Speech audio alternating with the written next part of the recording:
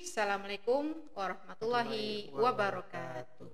Dahulu ada sebuah raja Abraha yang ingin menghancurkan Ka'bah.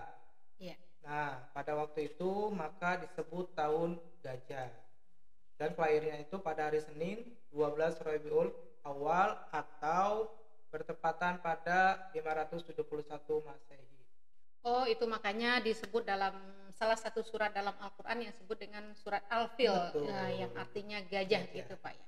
Pada waktu itu Nabi Muhammad dilahirkan karena adanya pasukan Raja Abraha yang ingin menyerang Ka'bah. Oh, iya, mungkin. Maka lahirlah seorang calon Nabi dan Rasul di sana. Nah setelah Nabi Muhammad ini lahir, bagaimana kelanjutan beliau Pak? Apakah beliau diasuh siapa dan kemudian bagaimana kondisi keluarganya setelah itu? Baik. Oke, nah di sini Nabi Muhammad ketika lahir itu dalam keadaan yatim. Jadi Ya. ketika masih dalam kandungan ibunya yang bernama Siti Aminah, nah Nabi Muhammad meninggal oleh orang tuanya atau bapaknya yang bernama Abdullah. Nah, ketika lahir pada usia kurang lebih 4 atau 5 tahun, Nabi Muhammad itu diasuh oleh pengasuh ibu susuan, disebutnya Ibu Halimah binti Abi Duaib. Yang lebih kita kenalnya dengan Halimatus Syadiah ya Pak ya. Nah, iya. Terus setelah diasuh oleh Halimah, Siti Halimah, kemudian ada kejadian-kejadian nggak Pak di waktu diasuh oleh Siti Halimah tersebut Pak? Ya, ketika dalam asuhan Siti Halimah atau Halimah Tusadiyah, nah pada waktu dahulu Nabi Muhammad dikembalikan oleh orang tuanya kembali, yaitu Siti Aminah. Tetapi dalam proses pengembalian tidak lama diasuh kembali oleh ibunya, ibundanya meninggal terlebih dahulu. Nah, sehingga Nabi Muhammad diasuh kembali oleh kakeknya yang bernama Abdul Muthalib. Nah, namun dalam pengasuhan Abdul Muthalib pun tidak lama, itu sekitar usia 8 tahun.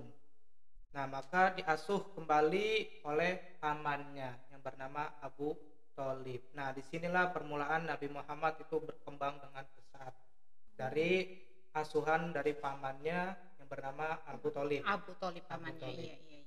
Berarti Nabi Muhammad ini kalau kita lihat dari sejarahnya begitu Pak ya, umur 4 bulan itu bapaknya sudah meninggal dunia. Betul. Kemudian begitu lahir diasuh oleh ibu susuan.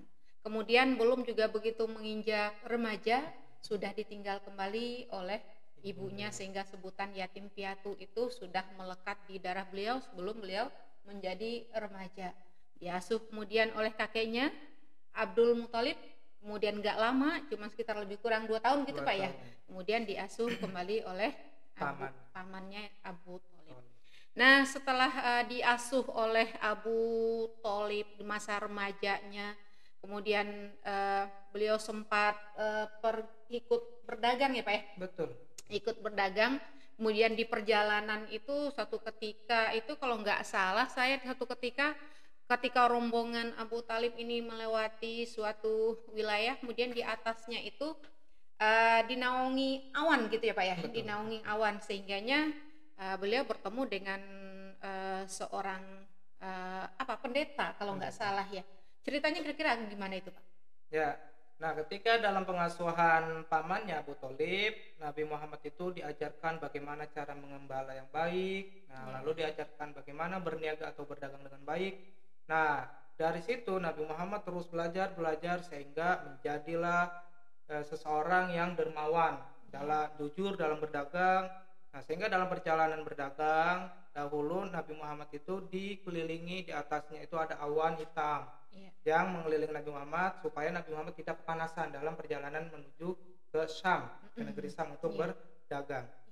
Nah, dalam perjalanan itu ada pendeta berkata bahwa suatu saat ini anak akan menjadi nabi, menjadi rasul, dan dia berkata akan menjadi penerus atau yang menerangkan kejahilian yang ada di zaman dahulu. Itulah sejarahnya. Oh, itu maksudnya ya. Berarti dari kecil itu sudah terlihat tanda-tanda gitu ya, Sudah. Pak. Jadi kalau dalam istilahnya itu mungkin disebut dengan apa ya? Ada irhas barangkali ya. Betul. Irhas itu adalah kejadian yang luar Luar biasa biasa. yang terjadi pada calon nabi dan rasul. Rasul. Jadi kalau rombongan yang lain yang berjalan ya di padang pasir ya tetap kena panas dan segala Betul. macam. Tapi kalau Nabi Muhammad yang lewat berarti ada dinaungin oleh awan sehingganya rombongan termasuk Nabi Muhammad itu tidak begitu terkena teriknya matahari. Perjalanan umur Nabi Muhammad terus bertambah dan bertambah, maka sampailah Nabi Muhammad setelah remaja menjadi dewasa, kemudian setelah dewasa layaknya seperti manusia biasa, karena Nabi Muhammad adalah manusia biasa, ingin menjadi pasangan begitu ya Pak ya. Betul. Nah, dari pasangannya tersebut yang kita dengar di dalam sejarah, kita baca dalam sejarah itu istri pertamanya adalah Siti Khadijah kan gitu ya Pak ya. Siti Khadijah ini dari segi silsilah keturunan atau status sosialnya seperti apa dia? Baik. Nah, jadi pada usia remaja atau meranjak usia 25 tahun, nah Nabi Muhammad itu menikah Ya. dengan seorang perempuan yang bernama Siti Khadijah. Ya. Nah, kita kenal Siti Khadijah ini adalah seseorang yang sangat kaya raya. Iya. Bahkan Siti Khadijah ini yang menawarkan kepada Nabi Muhammad untuk bekerja sama dalam berniaga atau berdagang. Oh, iya. Nah, dari mulai itu dilihatlah oleh Siti Khadijah cara berdagang Nabi Muhammad sampai kejujuran Nabi Muhammad serta kedisiplinan Nabi Muhammad ketika berjualan. Nah, pada suatu waktu Siti Khadijah tertarik Iya. melihat keterampilan Nabi Muhammad dalam berdagang, kejujuran Nabi Muhammad. Nah, sehingga dari situlah muncul keinginan Siti Khadijah untuk menikah dengan Nabi Muhammad SAW. Nah, maka pada usia 25 Nabi Muhammad dan Siti Khadijah 40 akhirnya menikah. Kalau dilihat dari berarti Nabi Muhammad itu menikah dengan Siti Khadijah itu kalau dari strata ataupun struktur sosial Nabi Muhammad bukanlah disebut orang miskin ya Pak ya? Bukan, tidak disebut dengan orang miskin. Sekalipun Siti Khadijah ini disebutnya adalah seorang bangsawan yang sangat banyak hartanya. Kemudian menikah Nabi Muhammad SAW, Nabi Muhammad umurnya 25 tahun, kemudian Siti Khadijah umurnya 40 tahun ya, selisih 15 tahun ya Pak ya.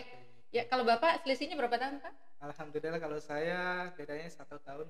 Ah ya Pak, 1 tahun ya selisihnya. Baik. Ya Alhamdulillah dengan menikahnya beliau dengan Siti Khadijah yang sangat mendukung tentang agama Islam itu sendiri, kemudian berarti Siti Khadijah menikah dengan Nabi Muhammad itu adalah karena akhlaknya kan gitu ya Pak, karena akhlaknya yang perlu dicontoh. Kemudian dilanjutkan cerita sampailah nanti Nabi Muhammad itu menerima wahyu. Ketika Nabi Muhammad itu sudah menerima wahyu, apakah Nabi Muhammad masih berstatus suami dari Siti Khadijah atau bagaimana itu Pak? Baik. Nah, pada ketika Nabi Muhammad menerima wahyu, statusnya tetap masih menjadi suami dari Siti Khadijah. Nah, namun dalam perjalanan menerima wahyu, Nabi Muhammad ini tidak semerta-merta langsung mendapat wahyu saja, tetapi itu penuh pengorbanan dan perjuangan. Nah, ketika itu pada beranjak usia 40 tahun, Nabi Muhammad barulah Nabi Muhammad menerima wahyu pertama, yaitu yang bertempat di Gua Hira. Nah, sedangkan wahyu yang pertama itu surah Al-Alaq ayat 1 sampai 5. Kenapa surah Al-Alaq? Nah, kita lihat sejarah kembali. Karena dahulunya bangsa Arab kita sudah tidak asing lagi mengenal dengan bangsa jahiliyah. Nah, di mana jahiliyah di sini yaitu artinya tentang kebodohan. Nah, kebodohan di sini bukan masyarakatnya bodoh-bodoh, tetapi masih pada awam tentang membaca, menulis dan lain sebagainya. Nah, maka dari itu Allah mengirimkan wahyu yang pertama kepada Nabi Muhammad melalui malaikat Jibril. Nah, surah Al-Alaq supaya apa? Perintah untuk membaca. Nah, ayatnya pertama Iqra bismi rabbikal ladzi khalaq. Nah, akan tetapi pada waktu itu Nabi Muhammad pun tidak bisa membaca. Nah, sehingga Nabi Muhammad menjawab kepada Jibril. Iqra bismi rabbikal ladzi Iqra bismi rabbikal ladzi khalaq. Nah, kata Nabi Muhammad, ma'ana biqori. Terus diulang-ulang lagi sama malaikat Jibril, Iqra ma'ana biqori, Iqra ma'ana biqori, sampai 3 kali dituntun terus menerus. Alhamdulillah dengan izin Allah akhirnya Nabi Muhammad bisa membaca, melafalkan Iqra bismi rabbikal ladzi khalaq, yang mana artinya bacalah dengan menyebut nama Tuhanmu yang telah menciptakanmu. Itulah sejarah tentang wahyu yang pertama yang diturunkan melalui malaikat Jibril kepada Nabi Muhammad SAW. Oke, baik. Sahabat-sahabat podcast, sudah kita dengarkan tadi berbincang-bincang dengan Bapak Ustadz Miftahuddin SPDI tentang sejarah Nabi Muhammad sampai Nabi Muhammad diangkat menjadi Rasul. Mungkin bisa kita pahami di sini Nabi Muhammad pertama dalam masih anak-anak sudah ditinggal oleh ayah dan ibunya, kemudian di sepanjang jalan diasuh oleh kakek, kemudian dilanjutkan oleh pamannya, dan di dalam perjalanan karena keluhuran akhlaknya, kejujurannya, maka beliau bisa menikah dengan Siti Khadijah yang secara struktur sosial Siti Khadijah adalah orang bangsawan yang sangat banyak hartanya. Sampai Nabi Muhammad menerima wahyu dari Allah Subhanahu wa taala. Wahyu yang pertama turun adalah surat Al-Alaq ayat 1 sampai 5 di Gua Hira pada tanggal 17 Ramadan. Ini terima kasih Pak Ustadz atas pemaparannya tentang sejarah kelahiran Nabi. Mudah-mudahan ini sangat bermanfaat untuk kita semua, khususnya sahabat-sahabat SMK Negeri 5 Kota Bekasi. Kita tunggu untuk tamu yang berikutnya ya. Jangan lupa. Terima kasih. Assalamualaikum warahmatullahi wabarakatuh. Kita sekarang sudah kedatangan tamu yang kedua nih. Sekarang sudah hadir di samping saya sudah ada Ustadz Muhammad Irsyadillah SPDI, dan tidak asing juga untuk kita semua. Beliau juga adalah salah seorang dari tenaga pengajar pendidikan agama Islam di SMK Negeri 5 Kota Bekasi. Ustadz, tadi kita sudah kedatangan tamu yang pertama, Bapak Miftahuddin. Kita bahas-bahas tentang sejarah Rasulullah, Pak. Karena sekarang kita adalah peristiwanya adalah Maulid Nabi Muhammad SAW, pastinya tidak terlepas dari sejarah dong, Pak ya. Sejarah kelahiran Nabi sudah kita bahas. Sebelum kita memperingati dan merayakan di Indonesia, tidak terlepas pastinya Nabi Muhammad ketika beliau diangkat menjadi Rasul, beliau pasti menyebarkan agama Islam itu sendiri di kota Mekah, kemudian di kota Madinah, gitu ya Pak ya. Nah, titik fokusnya mungkin kalau kita jumlah-jumlahkan semuanya itu lebih kurang ada 23 tahun ya Pak ya, ada 23 tahun. Mungkin Pak bisa dipaparkan untuk sahabat-sahabat podcast kita bagaimana cara Nabi Muhammad menyebarkan agama Islam di Mekah, Prode Mekah, Pak. Silakan Pak. Bismillahirrahmanirrahim. Assalamualaikum warahmatullahi wabarakatuh. Waalaikumsalam warahmatullahi wabarakatuh. Yang saya hormati, langsung saja pada strategi dakwah Rasulullah Shallallahu Alaihi Wasallam itu dibagi menjadi 2. Iya. Yang pertama itu pada masa periode Mekah, ya, yakni 13 tahun ya, Nabi Muhammad SAW menjalankan dakwah di kota Mekah. ya.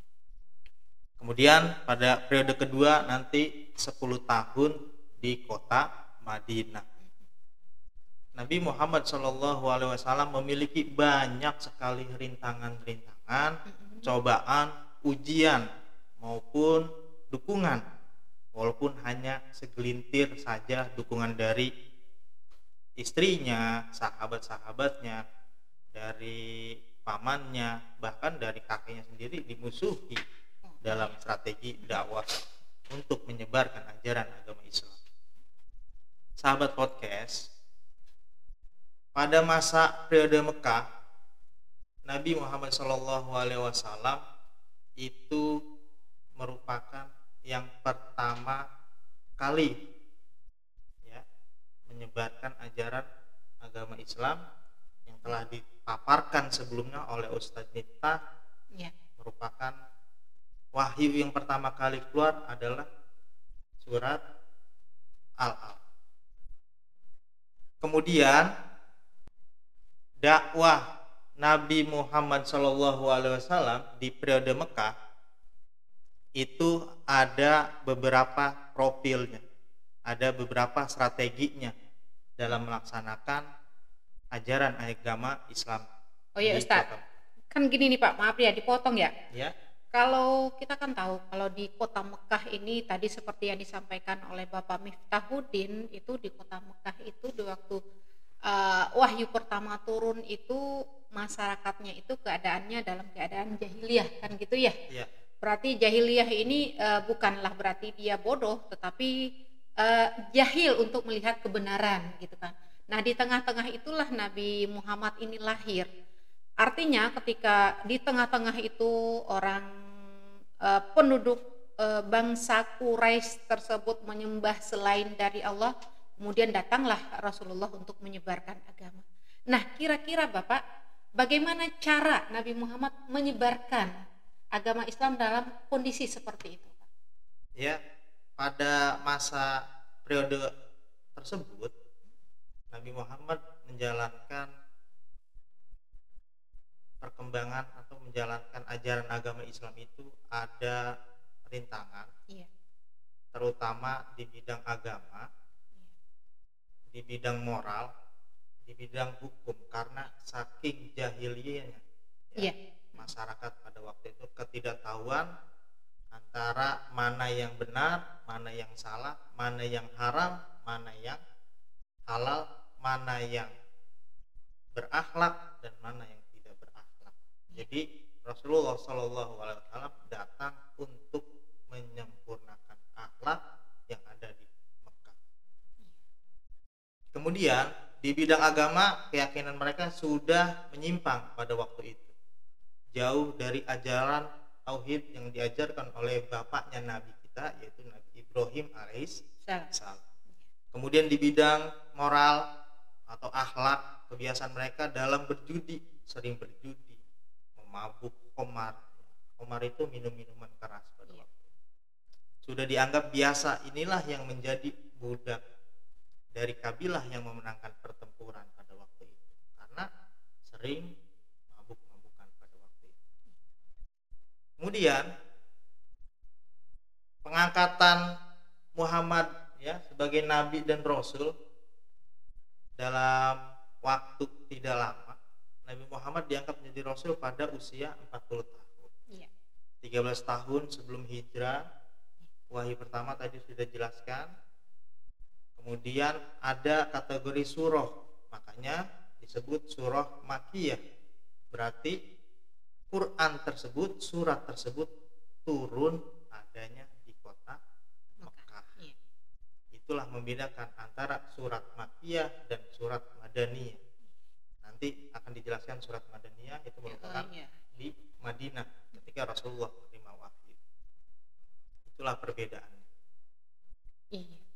Sebentar Ustaz, Ya. kan tadi udah dipaparkan berarti yang ketika Nabi Muhammad itu datang, moralnya perlu diperbaiki, akhlaknya perlu diperbaiki semua, sehingganya turunlah wahyu demi wahyu, sehingganya pengelompokan wahyu itu dibagi menjadi dua ya, sehingga disebut dengan kelompok Surat Makkiyah dan Ya. kemudian dengan surat Madaniyah. Turunnya Nah, wahyu. apa beda antara surat Makkiyah dengan Madaniyah ini Pak?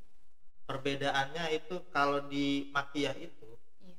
intinya itu tentang keesaan. Iya. Jadi Nabi Muhammad mengajarkan dari zaman jahiliyah di bidang tauhidnya dulu. Iya.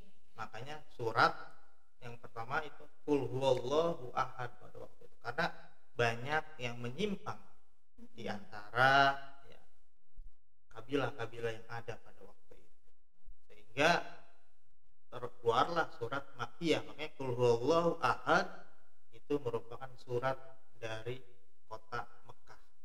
Ini surat Makkiyah. Berarti ciri-ciri dari surat Makkiyah itu diantaranya itu adalah suratnya pendek-pendek gitu ya Pak ya. Pendek. Berarti kalau kita lihat dari Al-Quran nih seperti surat Al-Ikhlas, Qul Iya. Huwallahu Ahad, Al-Falaq, An-Nas itu pada dasarnya adalah mengajak manusia itu untuk mengesahkan Allah kan gitu ya Pak Iya, ya. Itu tauhid. turunnya berarti di kota Kota Mekah. di kota Mekah berarti ya. Termasuk juga barangkali tentang berarti kita simpulkan semua ayat-ayat yang turun di kota Mekah itu mengajak tentang keimanan gitu ya Pak ya. Keimanan. Berarti kalau keimanan itu bisa kita lihat dari rukun iman yang 6 itu ya Pak ya. Betul. Oke, baik. Kalau untuk bedanya kalau kita surat Makkiyah sudah nih. Kalau untuk surat Madaniyah bagaimana? Surat Madaniyah itu turunnya di kota Madinah. Kemudian dia itu menceritakan tentang sosial-sosial. Karena di situ kaum muhajirin dan ansor Ya. dipersatukan di kota Madinah Al-Munawwar. Iya. Artinya ketika surat Madaniyah ini turun, orang Madinahnya ini sudah beragama Islam ya? Sudah beragama Islam, sekalipun Nabi Muhammadnya belum sampai ke kota Madinah, tapi ajaran agama Islam itu sudah sampai di kota Madinah ya Pak ya? Oh ya begitu, berarti bedanya mungkin kalau kita lihat, kalau untuk Madaniyah ini mungkin salah satu cirinya ayatnya panjang-panjang gitu Pak ya? Betul. Seperti yang kalau mungkin diawali dengan ciri berikutnya, ya ayyuhallazina amanu, berarti kan itu orang yang beriman. Berarti setiap ayat yang diawali dengan ya ayyuhallazina amanu pada umumnya itu turunnya di kota Madinah gitu Pak ya. Ya. Baik, itu tentang perbedaan antara surat Makkiyah dengan Madaniyah ya Pak ya. Ini Pak, di waktu ini masih di kota Mekah kita ya, masih di kota Mekah ini Pak ya. Di waktu penyebaran agama Islam di kota Mekah itu kan sangat banyak tantangan ya Pak ya. Jadi menyebarkan agama Islam itu caranya ada yang sembunyi-sembunyi kan Betul. gitu ya. Kemudian ada yang cara terang-terangan. Nah kemudian bisa kita bilang nggak Pak, kalau sembunyi-sembunyi itu periodenya itu di Mekah apa di Madinah, ataupun yang terang-terangan, bisa dijelaskan? Periode yang sembunyi-sembunyi dan terang-terangan ini pada dasarnya sebelum hijrah Nabi Muhammad SAW ke Madinah itu menggunakan periode sembunyi-sembunyi. Iya. Setelah hijrah ke Madinah kemudian balik lagi ke kota Mekah, baru periode tersebut terang-terangan, karena di situ ada yang namanya perjanjian Hudaybiyah. Di situ umat Islam diberikan kepercayaan selama 10 tahun untuk menyebarkan ajaran agama Islam tanpa ada kekerasan apapun. Itu di kota Mekah ya Pak ya? Di kota Mekah. Perjanjian Hudaybiyah. Berarti sebelumnya itu isi perjanjian Hudaybiyah itu memberikan kebebasan, keluasan kepada umat Islam untuk menyebarkan agama Islam tanpa adanya peperangan gitu Pak ya? Iya, sebelumnya sembunyi-sembunyi, ketika ada perjanjian Hudaybiyah maka dilaksanakan dakwah Rasulullah dengan secara terang-terangan. Dengan secara terang-terangan berarti udah Iya. bebas ya. Oke, sahabat-sahabat podcast, penjelasan tentang dakwah di kota Mekah bisa sudah dijelaskan oleh Ustadz M. Irsyadillah, bahwa pertama itu terjadi selama lebih kurang 13 tahun, kemudian titik fokus penyebaran agama Islam di kota Mekah itu adalah tentang tauhid, tentang keesaan Allah, mengajak umat manusia bagaimana dia untuk mengikrarkan di mulutnya, kemudian di hatinya, dengan diikuti dengan kata-kata, dengan anggota tubuhnya, bahwa harus mengesahkan Allah, berubah keyakinan dari tadinya Tuhannya lebih dari satu, kemudian dengan datangnya agama Islam akan diajak Tuhannya itu la ilaha illallah, tiada Tuhan selain Allah. Belum berhenti sobat-sobat Pockets, kita lanjut ke sejarah dakwah Rasulullah di kota Madinah. Nah, setelah umat Islam di kota Mekah sudah ada beberapa pengikut, kemudian dilanjutkan ke kota Madinah. Bagaimana Pak cara Nabi Muhammad untuk menyebarkan agama Islam di kota Madinah ini Pak? Sebelum berangkat ke kota Madinah, Nabi Muhammad mendapat ancaman, mendapat hampir pembunuhan oleh musuh-musuhnya pada waktu itu, sehingga Nabi Muhammad melakukan yang namanya hijrah dari kota Mekah ke kota Madinah pada waktu itu. Dimulai tahun, makanya disebut tahun Hijriyah. Iya. Tanggal 1 Hijriyah itu berawal dari kota Mekah ke kota Madinah. Oh, jadi tahun Hijriah ini dimulai dari Nabi Muhammad Hijrah. pertama kali hijrah dari kota ke Madinah. Di sana ditetapkan tahun 1 Hijriah gitu ya Pak ya. Jika sekarang itu sudah tahun keberapa ini Ustaz sekarang Hijrah? Tahun 1442 Hijriah. Oh, berarti sekarang sudah 1442 tahun begitu ya. Iya. Jadi penetapannya itu mulai dari Nabi Muhammad hijrah dari kota Mekah ke Madinah, subhanallah. Nah, kemudian setelah hijrah itu apa yang dilakukan oleh Rasulullah, Pak? Di situ ada tantangan-tantangan lagi. Iya. Di Madinah tidak semudah apa yang di Mekah, ternyata di situ ada peperangan. Iya. Ada yang namanya perang Badar, perang Uhud, Iya. perang Khandaq, dan kemudian perjanjian Hudaybiyah Iya. di antara Madinah dan Mekah. Yang dinamakan Fathul Mekah. Iya. Itu dari 1, 2, 3, 4 Hijriah sampai 8 Hijriah, 10 Hijriah, seluruh jazirah Arab dikuasai oleh umat Islam berkat ada yang namanya perjanjian Hudaybiyah. Dan pada 11 Hijriah itu dinamakan Haji Wada, dan Rasulullah wafat pada usia 63 tahun, selesai sudah 10 tahun di kota Madinah, 13 tahun di kota Mekah. Jadi dakwah Rasulullah selama 23 tahun. Baik sahabat-sahabat podcast, sudah kita dengarkan, namun namanya sejarah ya, kalau kita mendengarkan untuk sesaat tidak akanlah puas kita untuk mendengarkan, memotivasi sahabat podcast semua untuk membaca, menggali lagi informasi tentang bagaimana perkembangan dakwah Rasulullah di kota Mekah, di kota Madinah. Sudah dipaparkan oleh Ustadz Irsyadillah. Mudah-mudahan apa yang beliau sampaikan bisa menambah wawasan kita semuanya. Untuk selanjutnya nanti kita akan kedatangan tamu lagi sahabat-sahabat ya.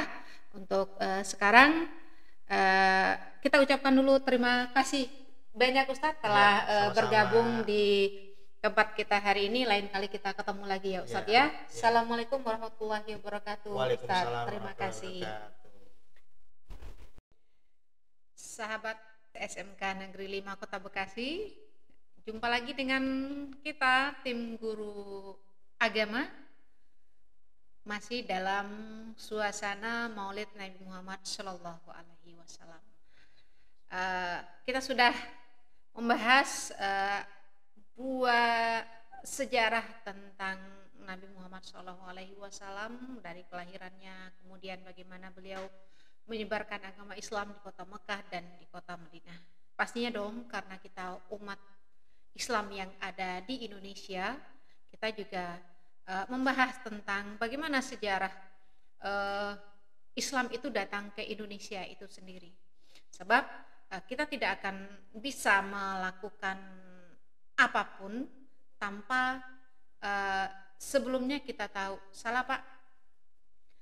Baiknya kita tidak akan bisa meneruskan cerita kalau kita tidak tahu tentang sejarah itu sendiri. Baik sahabat-sahabat podcast, di samping saya sekarang sudah ada bintang tamu kita, Bapak Saiful Hadi SPDI. Assalamualaikum Ustaz. Waalaikumsalam warahmatullahi wabarakatuh. Apa kabar, sehat Pak? Alhamdulillah. Ya, baik sahabat-sahabat podcast. Pada kesempatan ini nanti Bapak Saiful akan menjelaskan tentang strategi dakwah ataupun perkembangan agama Islam itu di Indonesia. Nanti kita akan tahu bagaimana cara masuknya agama Islam itu di Indonesia. Kenapa banyak kita temukan bukti-bukti sejarah di Indonesia. Kemudian ada kerajaan-kerajaan Islam yang ada di Indonesia. Nanti paparan-paparan tersebut akan dijelaskan oleh Ustadz. Ustadz, ini sedikit saya mau bertanya nih Ustadz. Iya, Kita kan di Indonesia nih Ustadz ya. Kalau di Indonesia sekarang alhamdulillah kita melihat rakyat Indonesia itu dibandingkan dengan agama-agama yang lain itu prosentasenya sangatlah tinggi untuk umat Islam, malahan sangat-sangat besar. Bagaimana Pak sejarahnya sehingga agama Islam itu sampai ke Indonesia dan kemudian bisa berkembang pesat begitu Pak? Ya, terima kasih atas waktunya Bu. Ya.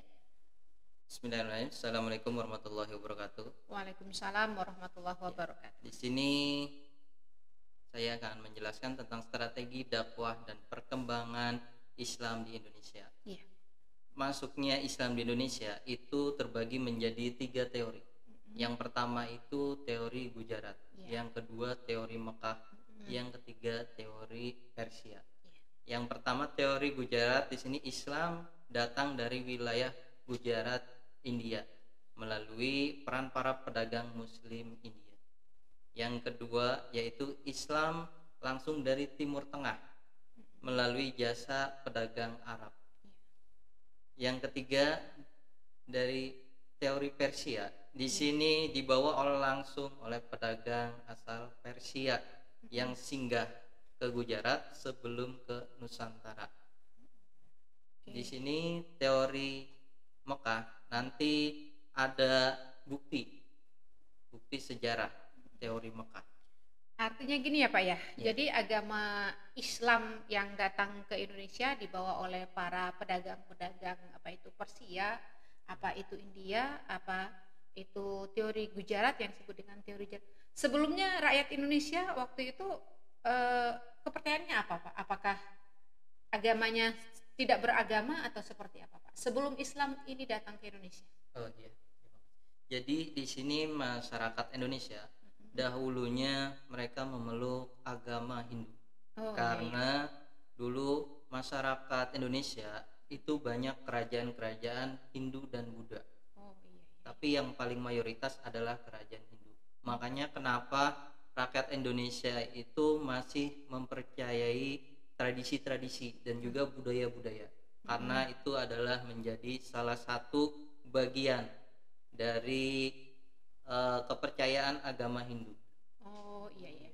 Berarti dengan Islamnya masuk artinya kepercayaan atau pemahaman tentang agama Hindu itu masih melekat di umat yang akan masuk agama Islam begitu ya Pak ya. Betul. Kalau sampai sekarang pun kan masih juga terlihat ada yang beragama Islam tapi ada pemahaman-pemahaman yang masih tentang agama Hindu itu masih dilaksanakan gitu ya Pak ya. Betul. Oke, baik Pak. Nah dari teori yang Bapak sampaikan itu kan tadi Pak ya ada teori Gujarat. Kira-kira yang paling ya, ini kan dari setiap ada 1, 2, 3, 4 teori itu ada yang paling kuat. Yang paling kuat menyatakan kalau Islam itu datang ke Indonesia yang mana kira-kira Pak? Ada buktinya nggak gitu Pak? Iya, ada di sini banyak sekali buktinya tentang masuknya Islam di Indonesia. Bukti teori Mekah. Yang pertama, sebelum Nabi Muhammad menerima wahyu telah terjadi kontak dagang pedagang Cina, Arab dan Nusantara. Yang pertama. Yang kedua, ditemukan jalur perdagangan utama yang menghubungkan Nusantara, terutama Sumatera dan Jawa dengan Cina jauh sebelum Nabi Muhammad lahir. Yang ketiga, ditemukan perkampungan Arab Muslim di Barus abad ke-7 Masehi. Barus dianggap kota tertua di Indonesia dan merupakan daerah awal masuknya agama Islam di Nusantara.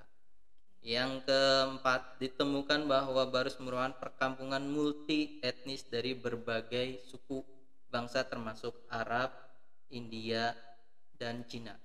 Oke, baik Pak. Itu kan teori Mekah ya Pak ya. Iya. Kalau kita mendengar nih, kalau Jogja, kota Yogyakarta itu disebutnya dengan kota pendidikan gitu ya Pak ya, kota pendidikan. Tapi kalau kita merujuk nih bagian-bagian Sumatera sana, saya mendengarnya Sumatera Barat disebut dengan Serambi Mekah, ya. Karena di sana itu ada makam-makam dan segala macam yang menunjukkan kalau bukti Islam itu di sana datang. Kemudian juga tidak kalah pentingnya juga di Aceh itu juga disebut dengan Serambi Mekah gitu ya Pak.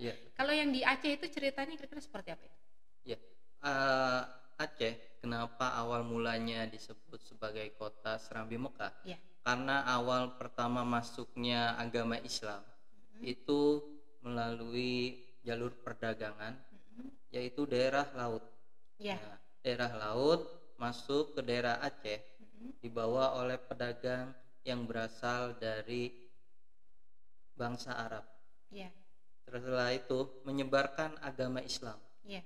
Menyebarkan agama Islam di Aceh. Setelah itu makanya kenapa masyarakat Aceh mayoritas memeluk agama Islam, karena ada beberapa hal yang menjadi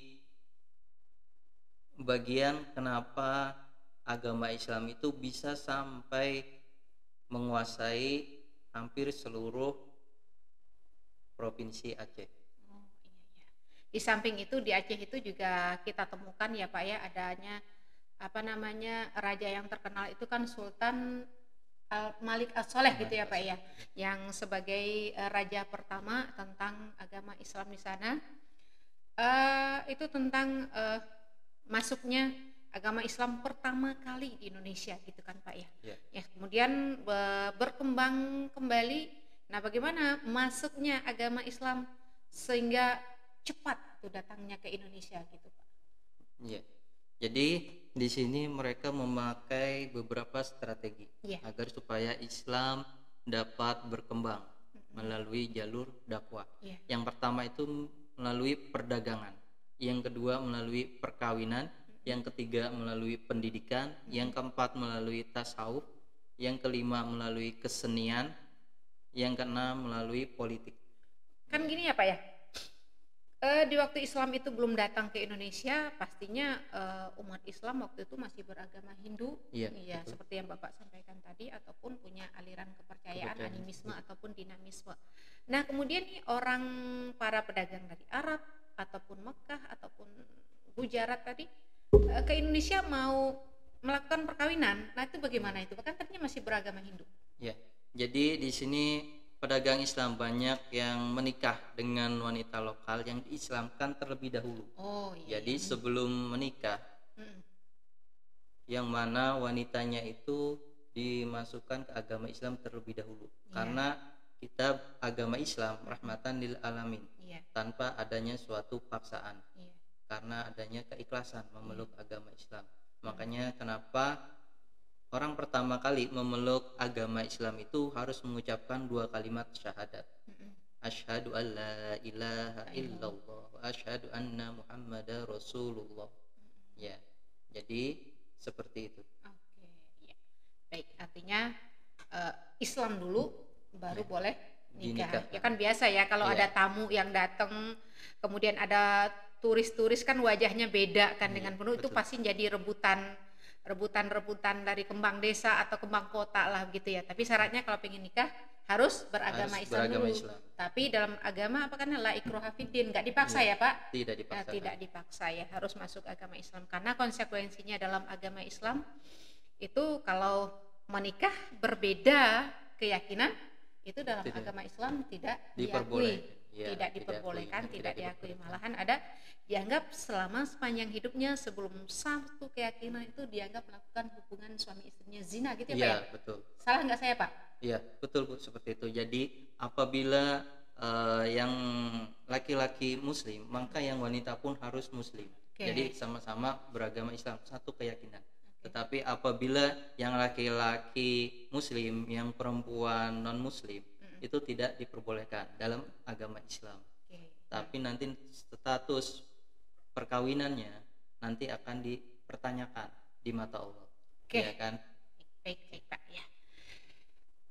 Sahabat-sahabat podcast, teori masuknya agama Islam ke Indonesia sudah dijabarkan. Kemudian berkembangnya agama Islam di Indonesia pun juga sudah dijelaskan melalui perkawinan, pendidikan, perdagangan, dan melalui tasawuf dan segala macam. Sahabat-sahabat podcast, di Indonesia itu kita identik melaksanakan setiap tanggal 12 Rabiul Awal, ya, kita sering mengadakan pengajian dengan isinya adalah memperingati hari Maulid Nabi Muhammad SAW. Maulid itu artinya adalah hari lahir Nabi Muhammad SAW. Bapak juga merupakan bagian dari tenaga pengajar di SMK Negeri 5 Kota Bekasi. Selama ini kalau di SMK Negeri 5 ini bentuk kegiatan yang dilakukan untuk memperingati Maulid Nabi Muhammad SAW itu bagaimana? Ya, terima kasih. Jadi sebelum masa pandemi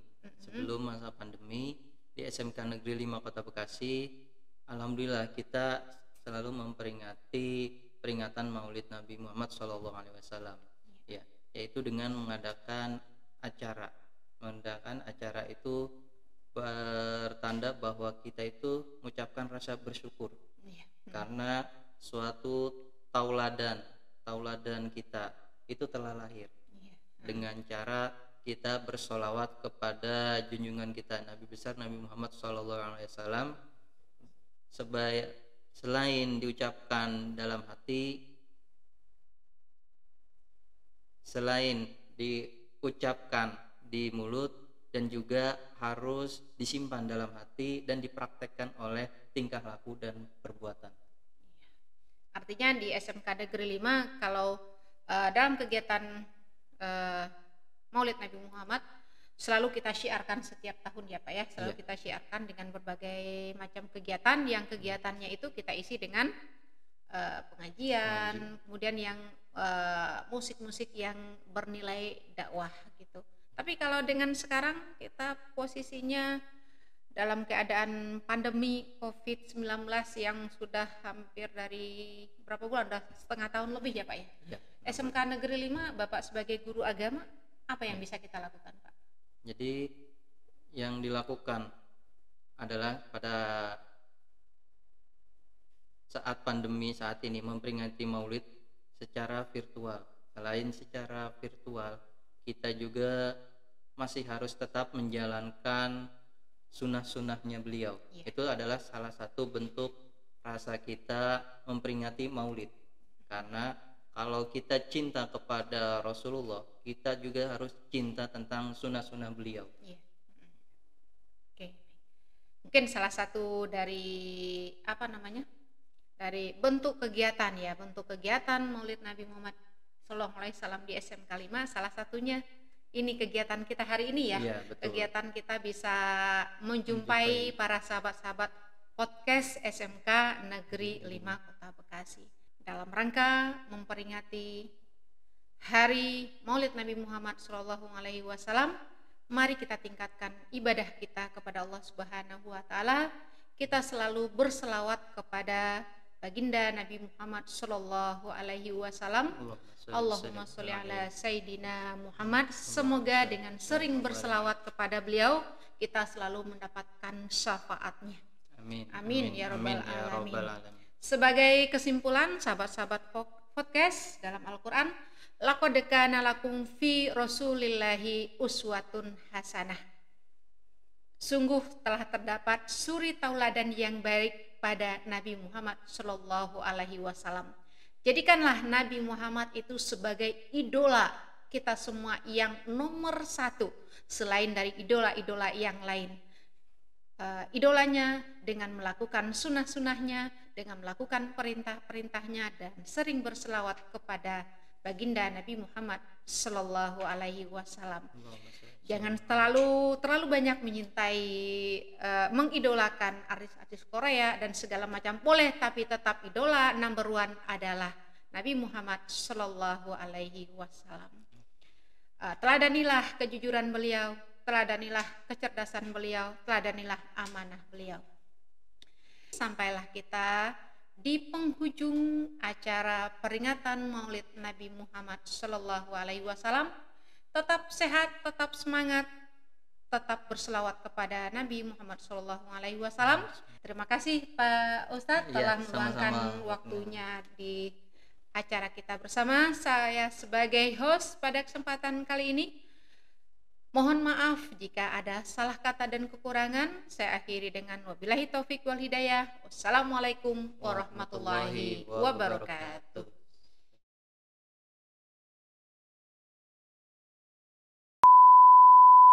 Assalamualaikum warahmatullahi wabarakatuh. Kami mewakili keluarga besar SMK Negeri 5 Kota Bekasi mengucapkan, mari kita syiarkan agama Islam dengan memperingati Maulid Nabi Muhammad Sallallahu Alaihi Wasallam tahun 1442 Hijriah. Mari kita berselawat kepada Nabi Muhammad Sallallahu Alaihi Wasallam. Allahumma sholli ala Sayyidina Muhammad. Allahumma sholli wa sallim wa barik alaihi.